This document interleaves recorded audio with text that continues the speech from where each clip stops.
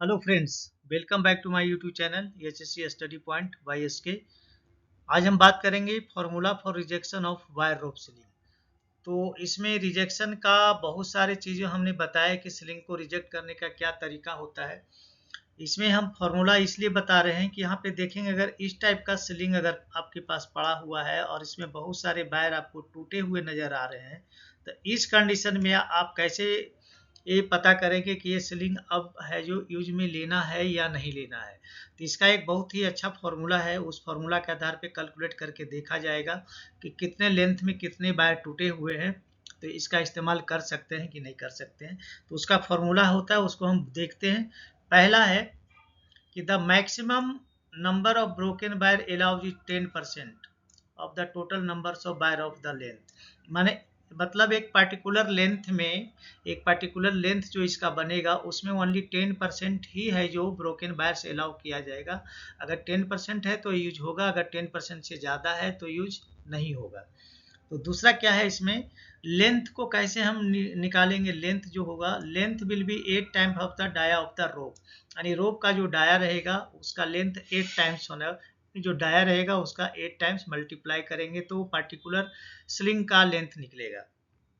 अब देखेंगे, अब यहाँ पे जैसे हम एग्जाम्पल एक देख लेते हैं। यहाँ पे फॉर एग्जाम्पल कोई रोप है जो कि 25 mm डायामीटर का है and with a stand of 6 × 19, उसमें 19 स्टैंड लगे हुए, 6 स्टैंड है और एक स्टैंड में 19 वायर्स है।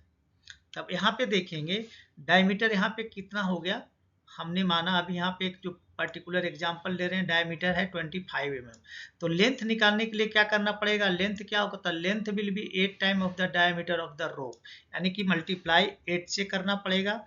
तो स्लिंग का जो लेंथ निकलेगा इतना निकलेगा, यानी लेंथ इज इक्वल टू होगा 25 × 8, यानी कि 200 mm लेंथ। अब 200 mm लेंथ में अब वायर कितने टूटे हुए हैं वो देखना पड़े। पार्टिकुलर हमें लेंथ का पता चल गया है कि पार्टिकुलर जो स्लिंग की लेंथ जो इतना होगा, डाया इंटू 8 टाइम्स, यानी 200 mm हो गया। अब यहाँ पे हम देखेंगे टोटल वायर्स कितने हैं रोप में, क्योंकि 6 स्टैंड है और एक स्टैंड में 19 वायर्स हैं, तो टोटल 114 वायर्स हैं। तो 114 का कितना परसेंट अलाउ होगा, ओनली 10% ही अलाउ होगा। 10% यहाँ पे देख रहे हैं 10% ही अलाउ होगा। तो 10% ऑफ 114 का क्या होगा, 11.4 वायर्स।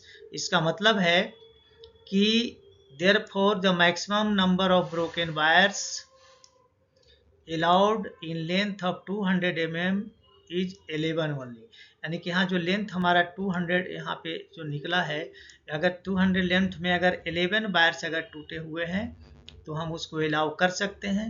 अगर उससे ज़्यादा टूटे हुए हैं तो वो स्लिंग नहीं चलेगा, रिजेक्ट करना पड़ेगा। तो दोस्तों ये बहुत ही छोटा सा फॉर्मूला है और इस फॉर्मूले का हम इस्तेमाल तब करते हैं जब हमारे पास कोई सीलिंग हो और उसमें बहुत सारे जो वायर्स हैं टूटे हुए नज़र आ रहे हैं।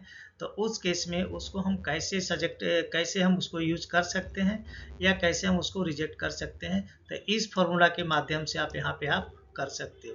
तो चलिए दोस्तों, यहाँ पे आपसे रिक्वेस्ट करेंगे, अगर आप हमारे चैनल पे नए हैं तो प्लीज़ चैनल को सब्सक्राइब करें, दोस्तों में ज़रूर शेयर करें और बेल आइकन को ऑल पे सेट कर लें ताकि हमारे जितने भी वीडियो आए उसका नोटिफिकेशन आपको सबसे पहले मिले। तो चलिए मिलते हैं आपसे नेक्स्ट वीडियो में, तब तक के लिए जय हिंद, वंदे मातरम।